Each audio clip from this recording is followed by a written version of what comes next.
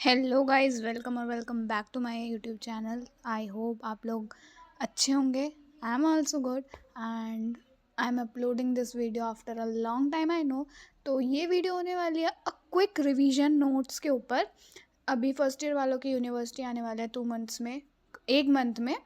और आई होप आप लोगों का पढ़कर तो हो ही गया होगा। ये नोट्स ऐसे होने वाले हैं कि आप जल्दी से एक बार ऊपर ऊपर से देखेंगे तो आपका सारा जो कंटेंट है वो सब रिवाइज हो जाएगा। तो टाइम वेस्ट ना करते हुए जल्दी से वीडियो को करते हैं स्टार्ट। और प्लीज़ अपना जो एक्सपीरियंस है कि कैसा लगा, कैसा है, आपको इसी टाइप का चाहिए या फिर कुछ इम्प्रूवमेंट चाहिए, तो प्लीज़ कमेंट ज़रूर कर देना। तो इस जो चैप्टर में आपको टॉपिक्स जो कवर करने हैं वो है सबसे पहले आदान काल, विसर्ग काल, षड ऋतु, हंसुदक और ऋतु संधि। तो सबसे पहले आपको आदान काल और विसर्ग काल में डिफरेंस पता होना चाहिए। क्या है आदान काल? उत्तरायण मीन्स सूर्य उत्तर की ओर जाता है। विसर्ग दक्षिणायन, सूर्य दक्षिण की ओर जाता है। फिर आदान काल में जो सूर्य की किरण होती है वो अत्यंत तीक्ष्ण होती है, जिसके कारण वो जो मनुष्य का बल होता है उसको शोषण कर लेती है उसका, जिससे कि बल जो है कम हो जाता है। और इसका अपोजिट विसर्ग काल में होता है। फिर इसमें जो ऋतु आती है वो शिशिर, वसंत, ग्रीष्म, रस है तिक्त, कषाय, कटु। और इसके अपोजिट जो है वो सारी ऋतु और रस आते हैं विसर्ग काल में। इसको आग्नेय कहते हैं और उसको सौम्य कहते हैं। इसमें कफ का नाश होता है, उसमें कफ की वृद्धि। मीन्स आपको ऐसा है कि आपको एग्जाम में कंटेंट बनाकर लिखना आना चाहिए। जितना बढ़ा चढ़ाकर आप कंटेंट लिखेंगे उतना आपका फ़ायदा होगा, आपको अच्छे मार्क्स मिलेंगे। भले ही आपने श्लोक लिखे हैं नहीं लिखे, बट कंटेंट आपको अच्छा खासा लिखना है। तो ऐसे करके आपको आदान काल और विसर्ग काल में यहाँ पे मैंने डिफरेंस लिखा है। ये मेरे नोट्स है जो मैंने अपने यूनिवर्सिटी के टाइम पे पढ़े थे, तो मैं आप लोगों के साथ शेयर कर रही हूँ। उसके बाद आपको ये जो चार्ट है ये अच्छे से एकदम कर लेना है। ये बहुत ज़रूरी है। अगर आपको कुछ भी टॉपिक आता है, अगर आदान काल, विसर्ग काल आता है तो भी आपको ये चार्ट बनाना है। षड ऋतु के बारे में या एक ऋतु के बारे में पूछते हैं तो भी ये चार्ट बनाना है, जिससे कि आपका कंटेंट इंक्रीज होगा।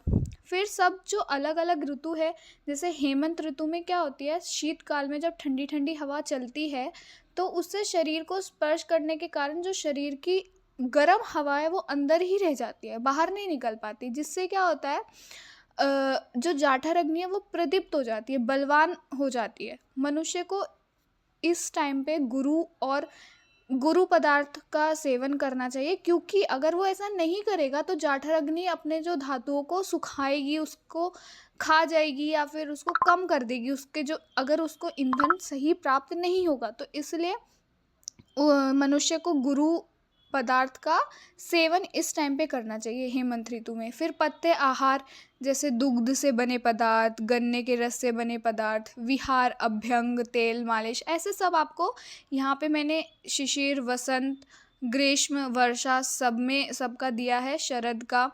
तो ऐसे आपको सब ऋतु पढ़ लेनी है। हंसुदक जो है वो क्या है, जल जो दिन में सूर्य की किरणों से संतृप्त हो जाता है और रात्रि में चंद्रमा की किरणों से शीतल हो जाता है। मीन्स दिन में जिस पे सूर्य की किरण पड़ती है और रात में चंद्रमा की किरण पड़ती है, ऐसा जो उससे क्या होता है वो शुद्ध हो जाता है, मल और दोष जो है उसके नाश हो जाते हैं, रुक्षता नहीं होती, अभिष्यंदी नहीं होता वो। और उसको पीने से अमृत, उसको मतलब अमृत के समान उसको माना गया है। तो ऐसा हंसोदक है। अब आपको अगर आता है तो आपको इसमें बड़ा बड़ा के लिखने हैं पॉइंट्स, जिससे कि कंटेंट इंक्रीज हो। ऐसा नहीं है कि अगर आपको 5 मार्क्स का है तो सिर्फ एक पेज पढ़ लिया, आगे पीछे आपको पूरा लिखना है।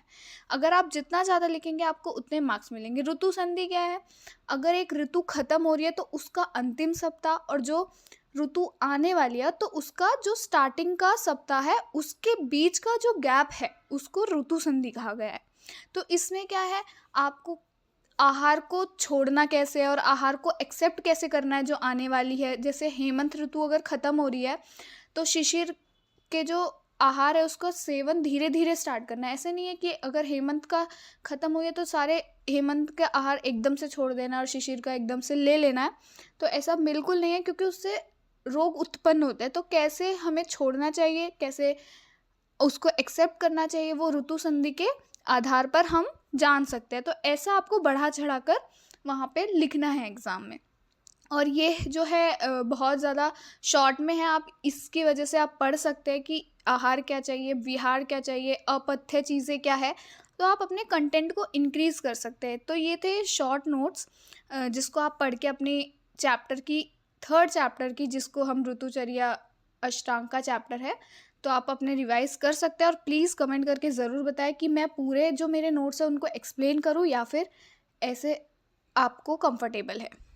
तो प्लीज़ बताना ना भूलें, and don't forget to like and subscribe my channel, do comments if you like the video. Thank you, तब तक के लिए बाय बाय।